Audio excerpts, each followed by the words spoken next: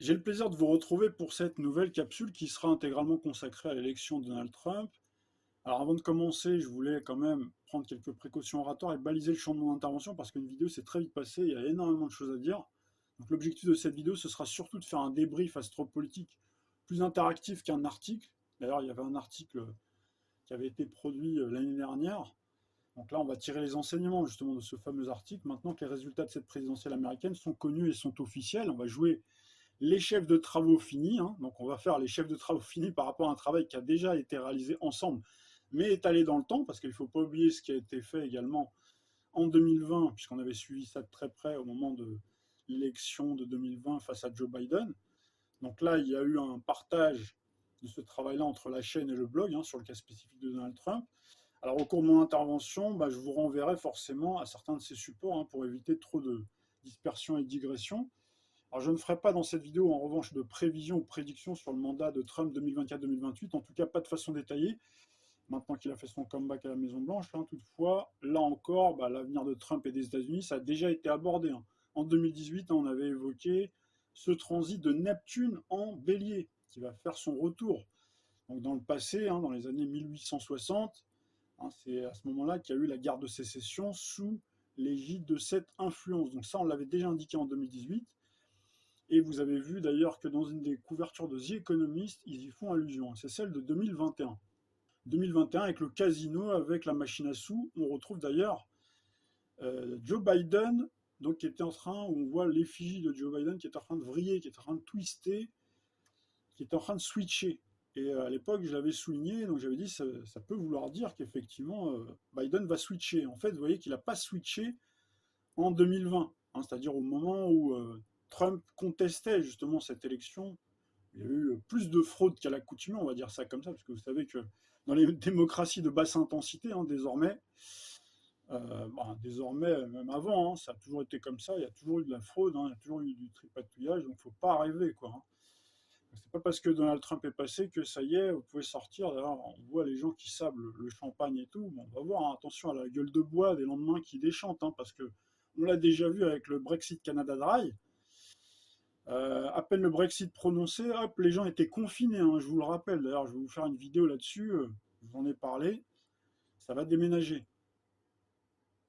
Donc là, concernant l'avenir de Trump des États-Unis, donc ça a déjà été abordé, donc soit par des prises de parole, soit à l'écrit de ma part, ou avec des diffusions d'une vidéo sans commentaire, mais l'indiquant de façon explicite. Donc là, je fais référence à, bien sûr, des vidéos qui concernaient le dessin animé que vous connaissez tous, les Simpsons. On va en dire quelques mots dans quelques instants.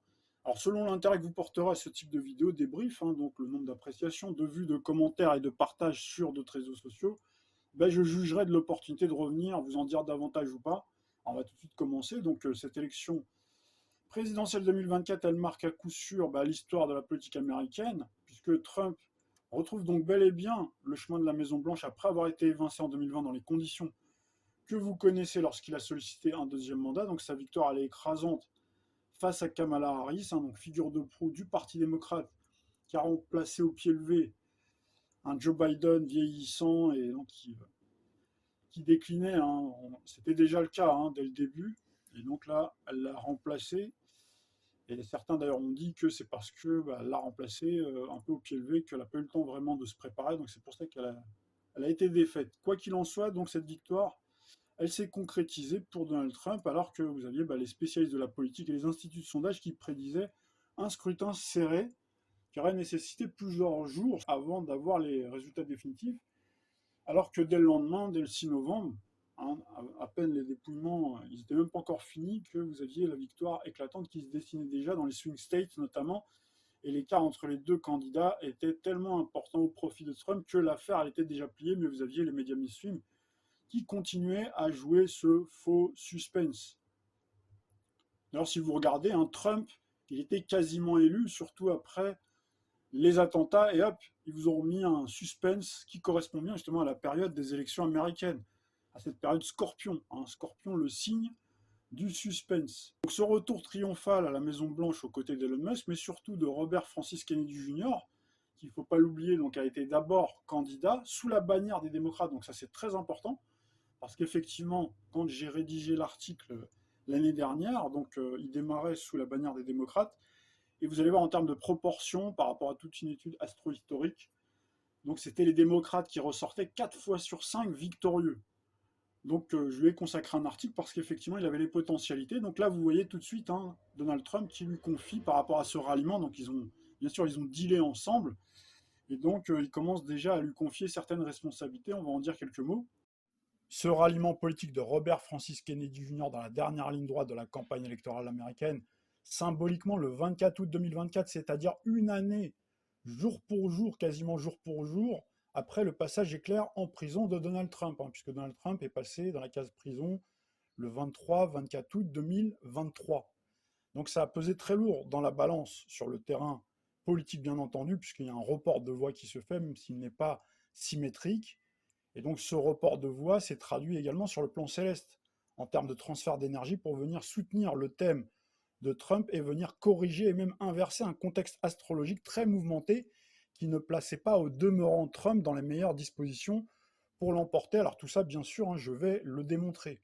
Ces conjectures astrales complexes et très contrastées, elles ont été mises en évidence dans l'article référence, alors que Trump, il était à l'époque encore candidat, il n'était pas encore le 47e président des États-Unis, donc tout le monde se posait la question. Donc il était sans arrêt passé sur le grill du tribunal médiatique, surtout il était empêtré dans tous ses démêlés avec la justice.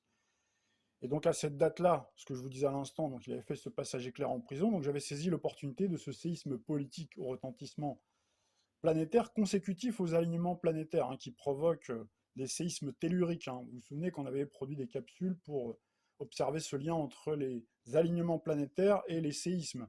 Et je vous avais également produit une capsule qui concernait les cracks boursiers, notamment un où je vous avais désigné cette date du 24 août 2023. Donc il n'y a pas eu de crack boursier, en tout cas de grande magnitude. Par contre, il y a bien eu, dans la foulée, en tout cas sur l'automne, un crack d'une grande magnitude, cette fois-ci obligataire. Parallèlement à ça, vous avez eu une forme de détournement d'attention et en même temps, parce qu'ils font du en même temps, c'est une forme d'ingénierie sociale inversée pour que les gens en fait se rallient quelque part à Trump, de dire non, il y a un acharnement judiciaire et donc vous avez eu ce passage éclair donc de Donald Trump en prison. Donc là, on a eu ce séisme quelque part, ce séisme planétaire, ce séisme politique, un retentissement également géopolitique. Donc c'est à ce moment-là que je me suis dit, tiens, on va regarder, on va essayer d'observer, voir si malgré toutes ces lourdes accusations qui pesaient contre Trump, est-ce qu'il pouvait refaire son retard et être finalement élu. Pour réaliser ce travail d'astroanalyse, j'ai fait abstraction de tout le travail qui avait été produit en amont, où justement il ressortait plutôt victorieux, notamment en voyance, j'ai également mis de côté tous les messages cryptiques et les indices self-prophétiques distillés par différents supports détenus par les initiés, véritables détenteurs du pouvoir politique, tels que les couvertures de The Economist 2017, 2020, 2021, également 2024, et bien sûr ce célèbre dessin animé des Simpsons qui laissait penser que Donald Trump était en capacité de faire son comeback. Donc vous savez que les Simpsons ont prédit dès les années 2000, dans un épisode resté célèbre, que Trump arriverait au pouvoir un jour, et donc il est bien arrivé au pouvoir en 2016, et ensuite ils ont réitéré dans un autre épisode, on voit une bannière très claire montrant donc il se représenterait en tout cas en 2024. Alors il peut toujours y avoir un doute, bien entendu, à sa victoire, parce que se représenter, ça ne voulait pas dire victoire, néanmoins, donc on voit que désormais il est victorieux. Puis vous avez également cette couverture de 2017, on voit un Trump dominateur assis sur un globe terrestre, arborant donc les symboles du pouvoir temporel, spirituel. Donc là, vous voyez, 2017, voyez, on est en 2024. Au niveau astro, j'ai utilisé plusieurs méthodes d'interprétation et prévisionnelles différents. Bien sûr, les transits planétaires, la révolution solaire, ou je devrais dire plutôt les révolutions solaires de Donald Trump 2023, 2024 et 2024-2025. Également les directions secondaires, études astro-historiques. Donc c'est sur ça surtout qu'on va se focaliser ici. Donc c'est une méthode que j'affectionne particulièrement parce que je suis féru d'histoire. Donc ça consistait ici à comparer tous les résultats des élections présidentielles depuis George Washington le 30 avril 1789 en fonction de la reproduction de certains cycles présents dans notre ciel de 2023 et 2024. En l'occurrence, j'ai sélectionné la position de Saturne, symbole des responsabilités et de l'État, donc des responsabilités étatiques, qui séjourne, comme vous le savez, en Poisson en ce moment, et j'ai classé ces résultats en fonction de l'appartenance des candidats, soit au clan démocrate ou républicain, en fonction bien sûr de leur victoire. Sachant donc que le premier président de l'histoire des États-Unis, c'est bien sûr, donc je viens de vous le dire, George Washington, un natif du Poisson. Donc là, vous voyez cette correspondance, hein, Saturne, donc c'est un natif du Poisson, élu le 30 avril donc 1789, et il avait concouru, et là c'est très important, en tant que candidat sous l'étiquette d'un parti indépendant. Donc là, tout de suite, vous faites l'allusion, la relation, en tout cas, avec Monsieur Robert Francis Kennedy Jr. Et c'était sous l'influence de Saturne en Poisson et Pluton dans le signe du Verseau. Pluton qui était bien avancé dans le signe du Verseau, dans le thème de l'ancien président des États-Unis, le premier président des États-Unis, George Washington, hein, Pluton était au milieu du ciel. Et c'était également intéressant d'observer qu'il avait la Lune en Capricorne et il avait également un début de milieu du ciel, George Washington, qui était à 29 degrés du Capricorne. Donc là, vous voyez la correspondance par rapport à aujourd'hui. Hein, Pluton, qui est à la fin de son transit dans le signe du Capricorne, c'est-à-dire pendant cette élection du 5 novembre 2024, Pluton était dans cette position-là. C'est-à-dire si on superpose la carte du ciel d'aujourd'hui, de la position des planètes d'aujourd'hui, on retrouve Pluton de 2024 qui est pile sur la cuspide de l'ascendant de George Washington, qui est également pas très loin du Soleil, qui forme une quasi-conjonction avec le Soleil de Monsieur Robert Francis Kennedy Jr. C'est d'ailleurs pour ça que je lui ai consacré un article, hein, parce que effectivement, il présentait pas mal de potentialités très intéressantes de victoire. Alors finale, voilà, il faut toujours être très prudent, mais vous voyez bien, là, il fait partie quand même du cercle fermé du président élu, Donald Trump. Mais si on revient sur cette double influence astrale, on l'a retrouvée partiellement dans notre ciel de 2023 et 2024, c'est-à-dire dans la dernière ligne droite de l'élection américaine. Donc là, encore une fois, donc cette information, elle est véritablement capitale, elle est loin d'être anodine, puisque on a vu qu'au cours de la campagne électorale, Robert Francis Kennedy Jr. s'est tout d'abord présenté donc sous la bannière des démocrates, son parti originel, pour finalement muter en indépendant, qui correspond bien à la dimension Verseau, signe de l'indépendance et de la liberté, pour finalement se rallier à Trump, donc, qui fait allusion bien sûr à l'indépendance, la liberté et l'autonomie, mais également à George Washington, puisque George Washington aussi, il avait concouru, premier président de l'histoire des États-Unis, il avait concouru sous cette bannière des indépendants. En ralliant Trump, donc il y a eu ce transfert d'énergie, donc il a rallié Trump et bien sûr tout le clan républicain pour un ticket gagnant avec lui. On retrouve bien ici l'alliance improbable de deux candidats de deux partis opposés, un ancien démocrate avec un républicain, qui correspond tout à fait à la dimension Verseau, signe des alchimistes et de la synthèse. Hein, c'est l'alliance de la carpe et du lapin.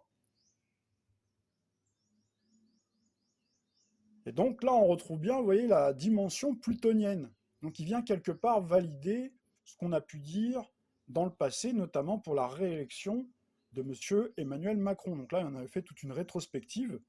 Je vais vous en dire quelques mots dans quelques instants, mais il vous suffit de toute façon d'aller regarder cette vidéo, vous allez comprendre à quoi je fais allusion, hein, où j'avais bien expliqué que Pluton était déterminant dans une élection. On a fait toute une rétrospective par rapport à tous les présidents de la Ve République, et on avait pu observer que dans une position clé en transit, donc Pluton était déterminant pour l'arrivée au pouvoir, pour l'accession au pouvoir à l'Élysée des différents présidents, et on avait vu ça également pour M. Emmanuel Macron, qui a la cuspide de son ascendant à la fin Capricorne.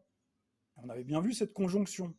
Donc là, le fait que Pluton transite le Verseau, transite aussi, vous voyez, à cheval entre le Capricorne, le Verseau, donc là, vous voyez, on fait le lien entre George Washington, donc là, vous voyez, on remonte dans le passé, la régénération du passé, Pluton Capricorne en opposition avec le Cancer, le signe du passé, le signe du thème américain, de l'indépendance des États-Unis 1776, 4 juillet 1776, où à l'époque, Pluton était à 27 degrés du Capricorne. Quand vous prenez le thème des États-Unis, donc là on retrouve bien justement cette conjonction avec le milieu du ciel de Monsieur George Washington. En tout cas, la cuspide, le début de la cuspide du thème de George Washington. Et donc, vous voyez, dans cette élection-là, on retrouve bien également Monsieur Robert Francis Kennedy Jr., un Capricorne du 3e décan, du 17 janvier, donc où il y a un soleil, effectivement, qui est valorisé. En plus, en pleine période Scorpion. Donc là, vous avez cette alliance, hein, Capricorne, Scorpion, deux signes au sextile. Puis il y a bien sûr Saturne, le maître du Capricorne, Neptune, hein, qui est plutôt allié avec le Capricorne. Sachant d'ailleurs que M. Robert Francis Kennedy Jr. a Jupiter dans le signe du Gémeaux, qui n'est autre que le signe de Donald Trump. Et donc on retrouvait bien ce retour de Jupiter également en Gémeaux. Donc là, on va en reparler dans quelques instants. Là, vous voyez bien, donc c'est ce qu'on disait à l'instant, hein, qu'à peine qu'il a pris ses fonctions, Donald Trump, hein, puisqu'elles seront officiellement effectives, comme le veut la tradition électorale américaine, le 20 janvier 2025. Donc là, vous avez Robert Francis Kennedy Jr., donc il se voit déjà confier de la part de Trump d'importantes responsabilités pour assainir, donc là on retrouve bien le caractère capricornien qui aime bien assainir le secteur de la santé.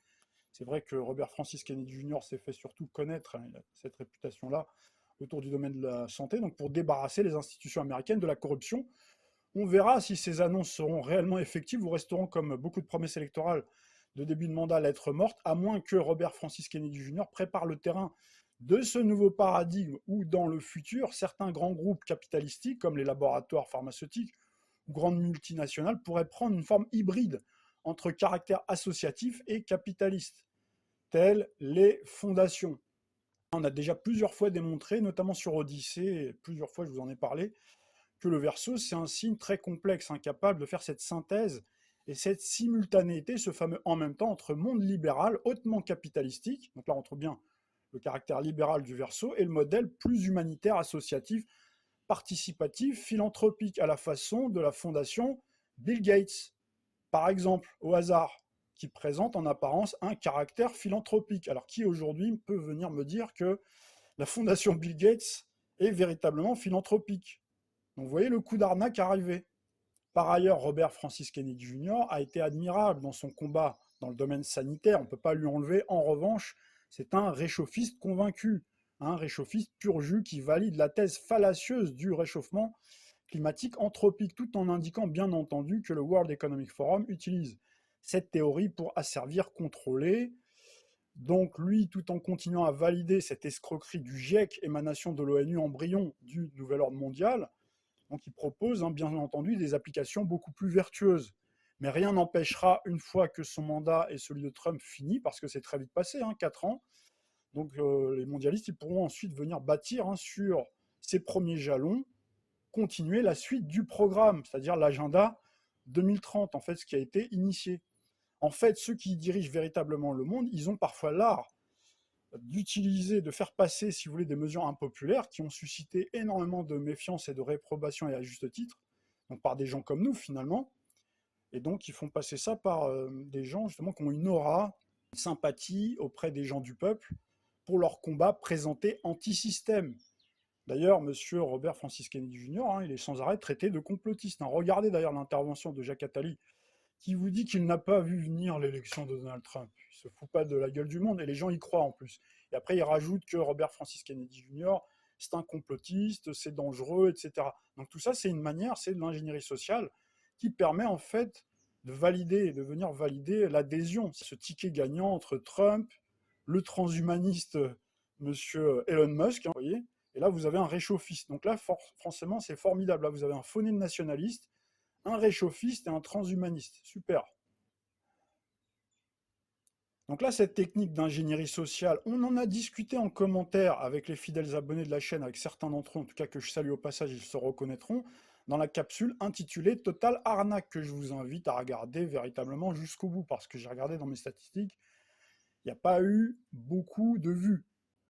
Petite digression au sujet de cette capsule qui, sous ses airs décalés, déjantés, parfaitement assumés de ma part, et inspirée du célèbre film de science-fiction de Paul Verhoeven, Total Recall, rebaptisé pour l'occasion ici Total Arnaque, ça cherchait à illustrer le télescopage entre la réalité politique, la fiction et la science-fiction. Cette mise en parallèle avait déjà commencé durant la période du Gilets jaunes, vous vous en souvenez, on avait parlé de télé-réalité.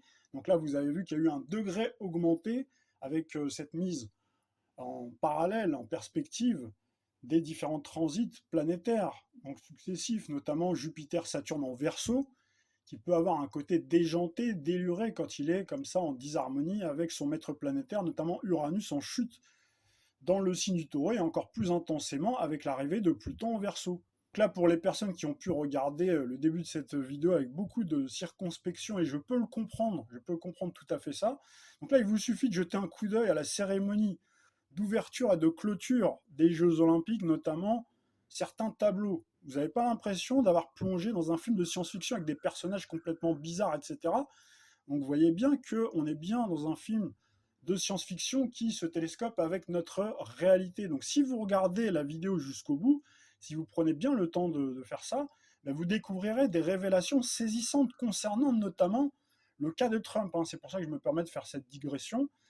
Et j'ai également passé en revue la dissidence, cette dissidence fantoche, avec des perspectives qui pourraient vous surprendre. Je ne vous en dis pas plus pour le moment, mais je vous encourage également à lire les commentaires laissés et à échanger avec les autres abonnés pour enrichir vos points de vue et approfondir la discussion. Et aussi, je vous invite à partager cette capsule et vérifier, vous allez voir si les algorithmes vous permettent de voir qu'il y a une visibilité de cette capsule que vous avez partagée.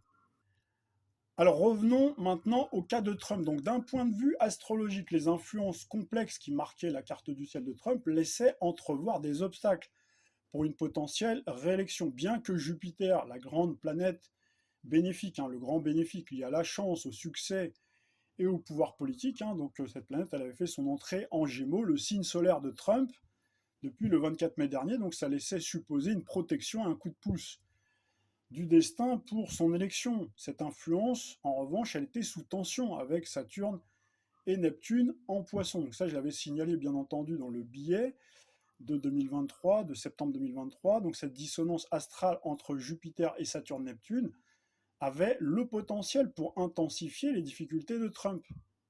Puisque vous avez deux planètes de justice, c'est-à-dire Jupiter, c'est aussi une planète judiciaire, et Saturne, c'est la planète de la loi, donc était en confrontation doublée de cette disharmonie à Neptune qui pouvait laisser croire à l'intensification des imbroglios judiciaires. Plus Jupiter, ça symbolise bien les excès, donc là en harmonie parfait, si vous avez Jupiter en harmonie avec Neptune, c'est parfait, c'est les coups de chance en général, mais quand vous l'avez comme ça en disharmonie, avec Neptune en plus dans son domicile en Poisson, ça peut signifier les escroqueries. Et oui, puisqu'en plus Saturne, donc symbole de la loi, associé à Neptune, ça peut incarner le flou. Les tromperies, ça évoque ici les complications administratives et juridiques pour Trump.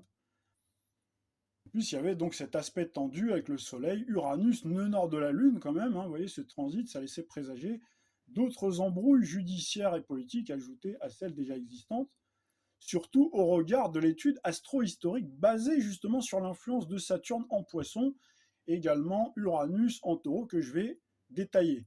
Regardez cette vignette qui vous permet d'avoir un coup d'œil sur l'ensemble des candidats qui se sont présentés et qui ont été élus. Sous cette influence de Saturne en Poisson, donc on retrouve une grande majorité de démocrates, puisqu'en bleu vous retrouvez les démocrates, en rouge les républicains. Donc là vous n'avez qu'un républicain qui a été élu. Donc c'était en 1877, c'était Rutherford. Le reste, ce sont soit des indépendants. Donc là, vous voyez le lien avec ce que je vous disais par rapport notamment à Robert Francis Kennedy Jr. D'ailleurs, on retrouve bien James Monroe, démocrate et républicain, parce qu'à l'époque, en fait, vous aviez un mélange des démocrates et des républicains parce qu'il y avait le parti des Whigs. C'est ensuite que la dichotomie est arrivée. Donc là, vous avez Franklin Pierce, donc démocrate. Ensuite, vous avez les autres présidents. Et vous avez notamment, on va s'arrêter quelques instants sur le cas de Franklin Delano Roosevelt, donc parti démocrate bien entendu, qui a été élu une première fois donc en 1932, le 8 novembre 1932. Il a été investi le 4 mars 1933, puisqu'à l'époque c'était au mois de mars, c'était pas au mois de janvier. Et ensuite il a été réélu, il a été réélu 4 fois, il a fait 4 mandats. Ce qui est très intéressant à noter, c'est qu'en 1936, donc il a été réélu sous la double influence de Saturne en Poisson et Uranus en Taureau. Cette double influence Saturne en Poisson et Uranus en Taureau qui permettait à un démocrate en poste d'être réélu après une alternance avec un républicain dont on va parler dans quelques instants, on la retrouve dans notre zodiaque en 2024 pour cette élection présidentielle américaine. Donc ça pouvait laisser présager le maintien d'un démocrate du clan Biden, peut-être pas Biden lui-même, en tout cas un candidat bien choisi, d'autant qu'avant le démocrate Roosevelt, si on reste toujours sur ce parallèle astro-historique, qui avait été célèbre pour son New Deal, les USA avaient comme président un certain Herbert Hoover, qui présente d'étonnantes similitudes avec Donald Trump, tant sur le plan du scénario économique et politique que dans l'accompagnement des mouvements planétaires. Si on reprend bien dans l'ordre, lors de l'élection présidentielle de 2020, la présence d'Uranus en taureau n'avait pas permis à Trump d'être réélu au profit d'un démocrate, en l'occurrence Joe Biden. Son destin semblait étrangement calqué à celui de cet ancien président Herbert Hoover qui avait laissé la place à Roosevelt, un autre démocrate. Donc Herbert Hoover, il avait été élu en 1928 sous l'influence d'Uranus en bélier, exactement comme Donald Trump.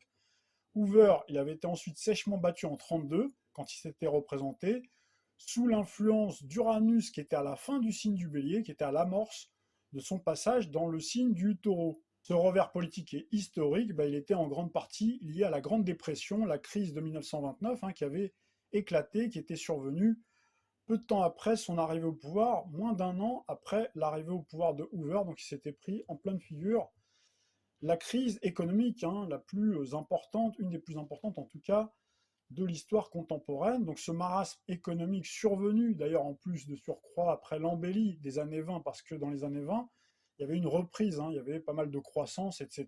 Donc forcément, ça a lourdement handicapé, ça a beaucoup pesé sur son mandat et compromis ses chances de réélection. Au point d'ailleurs même qu'Hoover reste encore à ce jour l'un des présidents les plus détestés de l'histoire des États-Unis.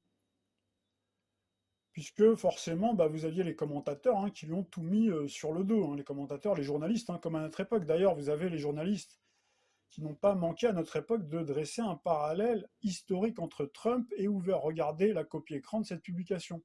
Cet article, c'est une publication de France Inter qui est datée du 7 août 2020, soit 3 mois avant le scrutin présidentiel qui avait défait Donald Trump, qui s'intitulait comme la crise de 1929 avec Herbert Hoover, la crise actuelle peut-elle avoir raison de Donald Trump? Il s'agissait bien entendu de la crise politico-pandémique de la Covid-19, adossée à cette crise financière carabinée qu'on suivait comme le lait sur le feu. Et vous vous souvenez, à l'époque, en tout cas, moi je m'en souviens très bien, les médias mainstream en 2019, quand Jupiter transitait dans le signe du Sagittaire, qui n'est autre que le signe lunaire de Donald Trump, au carré de Neptune en Poisson, donc il valorisait la lune, c'est-à-dire popularité de Donald Trump. Je me souviens très bien que les médias avaient tous retourné leur veste, les médias mainstream, y compris BFM TV, et ils attribuaient la croissance, le retour de la croissance à Donald Trump.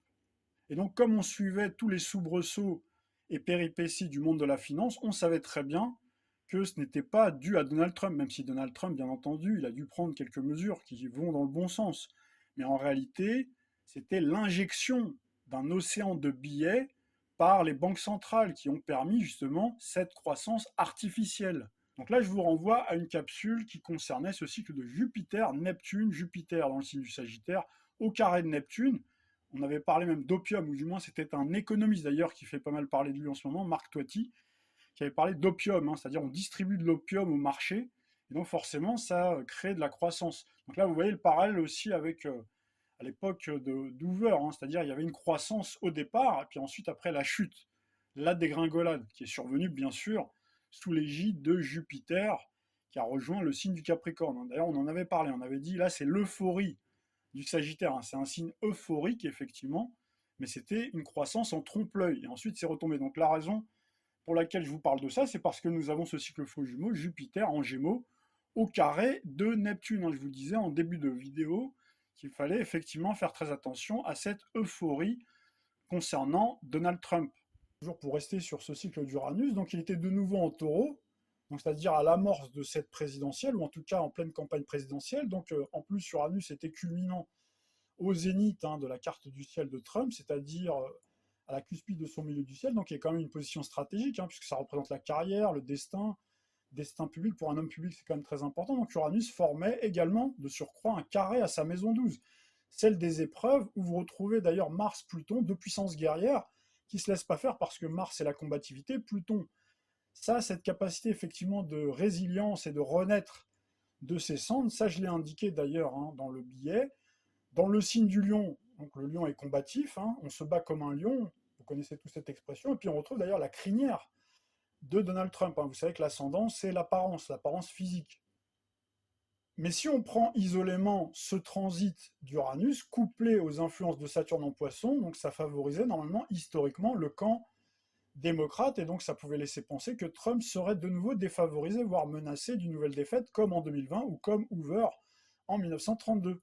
D'autant plus qu'en 2023, Jupiter en taureau accompagnait Uranus, donc ça amplifiait son effet imprévisible et foudroyant. C'est durant d'ailleurs cette période que Trump a brièvement fait un passage en prison, ce passage éclair en prison, sous le signe de la Vierge, sous un soleil en Vierge, période qui activait le cycle de Saturne-Neptune en Poisson, avec cette amende record. Donc ce contexte astrologique rappelle la symbolique de la foudre représentée à la fois par Uranus, alias Uranus, le maître de la foudre dans la mythologie grecque, et Jupiter également, qui est le maître de la foudre, des éclairs, symbole également de l'expansion, tous deux dans le signe du taureau, qui est lié à l'économie. Et donc on retrouve bien Jupiter avec l'amande record, le record dans le signe terrien du taureau, qui symbolise bien l'argent. Uranus est aussi un symbole de liberté qui frappait la maison 12 de Donald Trump, ce qui aurait pu le conduire en prison de façon beaucoup plus longue. Mais vous avez ce passage éclair. Pourquoi il y a eu ce passage éclair? Très probablement parce qu'on a eu la puissance de Pluton qui faisait ses premières incursions en 2023 en Verseau et formait des aspects harmonieux avec des planètes clés du thème de Trump. Donc ça a semblé favoriser sa résilience et contribuer à ce retournement de situation. Donc cette énergie finalement plutonienne, cette énergie de transformation, de résurrection telle un phénix, elle n'était pas présente en 2020, fin 2020, début 2021. On avait à la place Jupiter-Saturne en Verseau. Donc là, vous avez vu que Jupiter, qui peut symboliser, je l'ai dit à l'instant, qui symbolise la justice, le pouvoir suprême judiciaire avec Saturne, cette alliance, on a bien retrouvé Donald Trump qui a fait un recours auprès de la Cour suprême. Vous avez vu que ce Jupiter-Saturne en Verseau, pourtant en harmonie avec le Gémeaux, pourtant en harmonie avec la Balance, où on retrouve Jupiter-Neptune, de Donald Trump en harmonie également avec sa lune en Sagittaire, et Uranus en taureau a retourné comme une crêpe Jupiter, Saturne en Verseau. C'est vrai que ce cycle jupitero-saturnien du Verseau, qui était en soutien des planètes clés de Donald Trump dans son thème natal, notamment les luminaires, Soleil très important dans une élection présidentielle, c'est la symbolique du roi dans le prolongement de la République. La Lune, c'est bien sûr le symbole de la popularité, donc là on trouve bien Cinder, signe de feu, Jupiter, Saturne en Verseau, Cinder qui soutient Cinder, signe de feu, également Jupiter, Jupiter dans le signe de la Balance, Jupiter-Neptune, ce tandem Jupiter-Neptune qui marque le thème natal de Donald Trump, mais en revanche, il n'y avait pas d'autres soutiens en céleste, en Cinder par exemple, notamment en Balance ou éventuellement dans le signe du Gémeaux, comme ce fut le cas pour la dernière ligne droite de cette élection 2024, le 5 novembre 2024. Ce qui n'est pas le cas avec le transit de Pluton qui était certes le 5 novembre en Capricorne. Donc là, vous avez vu toute la rétrospective qu'on a faite en tout début de capsule avec la relation George Washington, également Robert Francis Kennedy Jr. Mais c'est vrai que si on parle uniquement de cette influence plutonienne du Verseau, donc il a commencé à distiller, si vous voulez, ses énergies, telle une traînée de poudre, même quand Pluton fait son mouvement de rétrogradation, c'est un peu comme si elle laissait déjà les premières traces, les premiers jalons. Donc c'est la raison pour laquelle je sais que les puristes sont souvent sensibles, ils vont mettre souvent l'accent sur les degrés, etc. Donc là, vous voyez qu'il n'y a pas du tout, il n'y a pas le respect des degrés, les planètes, c'est aussi un langage énergétique. Donc là, on retrouve bien une distance pourtant entre Pluton qui amorçait tout juste son transit dans le signe du Verseau, alors qu'Uranus, en disharmonie, donc dans le signe du Taureau, on le retrouve bien avancé vers la fin de son cycle, c'est-à-dire au milieu du ciel, qui correspond en tout cas dans le thème natal de Donald Trump, à son milieu du ciel, en attaque avec, on l'a dit, avec la maison 12 notamment de Donald Trump. Donc ce Pluton pouvait effectivement terrasser Donald Trump, terrasser au sens politique, c'est-à-dire définitivement l'enterrer 6 pieds sous terre, comme venir le régénérer. Et là, on retrouve dans cette dernière ligne droite Jupiter, effectivement, dans le signe du Gémeaux, c'est-à-dire son signe zodiacal, le signe du roi. D'ailleurs, au moment de son investiture, qui aura lieu le 20 janvier prochain, 20 janvier 2025, nous retrouverons un soleil, comme chaque année, à cette date-là, dans le signe du Verseau. La particularité, c'est qu'on aura une conjonction Soleil-Pluton dans le signe du Verseau. Alors attention, parce que Pluton, ça reste la planète de la mort. Même si c'est ici la planète de la résurrection, ça peut être aussi la planète de la mort qui va continuer à attaquer sa maison 12 avec Uranus qui n'a pas dit son dernier mot dans le signe du Taureau. Alors vous avez vu ce qui s'est passé en juillet, le 13 juillet, donc il y a eu une attaque. Tout à l'heure, je disais que Les élections américaines se passaient traditionnellement, en tout cas ces dernières décennies, dans le signe du Scorpion. Donc vous avez vu de toute façon, de manière générale, que les présidents, en tout cas il y a pas mal de présidents qui ont succombé à des attentats, Lincoln, Kennedy et bien d'autres, où il y a eu des attaques. Vous avez eu Reagan également, qui a réchappé, donc là Donald Trump. Donc il faut faire attention parce que la plutocratie a aussi cette tendance au sacrifice parfois de leurs pions. Alors il peut y avoir plusieurs scénarios possibles, bien entendu, puisque l'objectif de la plutocratie, quand ils mettent quelqu'un comme Donald Trump, donc il présente une figure nationaliste, qui a une idéologie en tout cas très American First, nationaliste, patriote, etc. Ils veulent tuer en fait le nationalisme. En fait, ils veulent pervertir aussi d'une certaine façon. Alors ça peut être à travers des abominations, comme c'était le cas notamment pendant la Seconde Guerre mondiale. À l'époque où on avait Uranus en taureau, on a eu une ribambelle donc de génocidaires, Hitler, Mussolini, Hirohito, etc. Et donc là, on retrouve une autre dimension avec Donald Trump. Alors, vous avez vu qu'il est sans arrêt harcelé par les médias, donc je vous ai dit que c'était une forme d'ingénierie sociale. On pourra en rediscuter si vous le désirez, parce que cette ingénierie sociale, elle est à double entrée, à la fois dans les médias mainstream, bien sûr, mais également, on l'a déjà dit, sur Internet. C'est-à-dire qu'en fait, il y a la thèse et l'antithèse. Donc vous avez la thèse, c'est-à-dire c'est la propagande des médias mainstream, pas de problème, tout ça, il y a beaucoup de choses à mettre à la poubelle. Et puis vous avez également une autre forme de propagande où il y a cette cohabitation, comme on l'a dit, de certaines vérités, mais également beaucoup d'omissions, beaucoup de mensonges par omission, beaucoup de non-dits, ce qui n'est pas le cas, bien entendu, sur cette chaîne. On essaye en tout cas, dans la mesure du possible, de dire le maximum de choses. Et donc je vous disais, l'objectif des globalistes, c'est bien entendu de pervertir, encore une fois, le nationalisme, c'est-à-dire de remettre sur le dos tous les problèmes de l'humanité. Donc pour justement ensuite, après, permettre à l'opinion publique, en tout cas travailler l'opinion publique afin qu'ils acceptent beaucoup plus facilement la globalisation et la mondialisation. Voilà la fonction principale des Poutine et des Donald Trump. Et il y a bien d'autres fonctions, mais j'aurai certainement l'occasion de vous en reparler dans d'autres vidéos. Alors pour finir sur cette élection, effectivement, on peut également parler de Nikki Haley. Nikki Haley, donc, qui était présentée comme une candidate potentielle. En tout cas, j'avais décelé dans son thème astral des potentialités.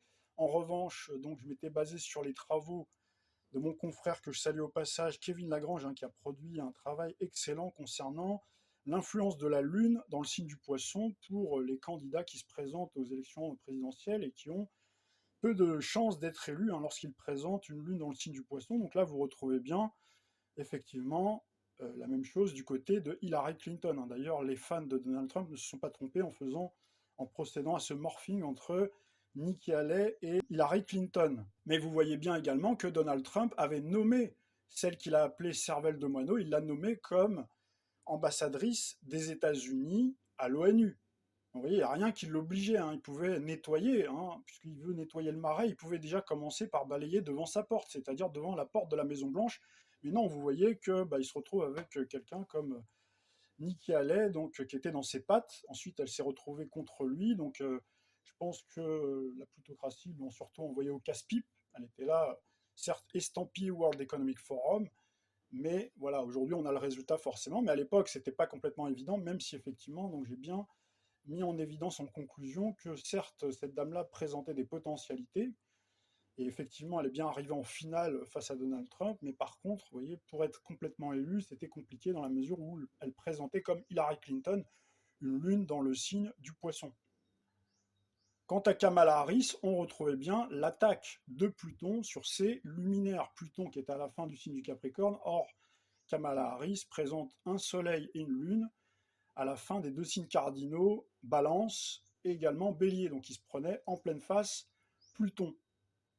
Et donc vous voyez bien que Kamala Harris a certes dans son thème astral un ascendant Gémeaux, donc elle recevait Jupiter, donc il a permis effectivement de figurer dans cette élection présidentielle. Jupiter, puisque vous savez que dans le thème des États-Unis, on retrouve cette conjonction Soleil-Jupiter. Dans le thème de 1776, thème Cancer du 4 juillet, on retrouve cette conjonction Soleil-Jupiter.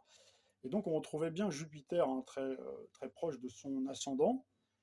Et on retrouvait également dans la dernière ligne droite le retour de Mars, comme Donald Trump, c'est-à-dire le retour de Mars dans le signe du Lion, mais vous voyez bien que ça ne lui a pas bénéficier. Donc comme quoi, hein, il faut véritablement regarder les conjectures, les influences célestes des planètes majeures, c'est-à-dire des mastodontes planétaires, des transsaturiennes qui sont déterminantes.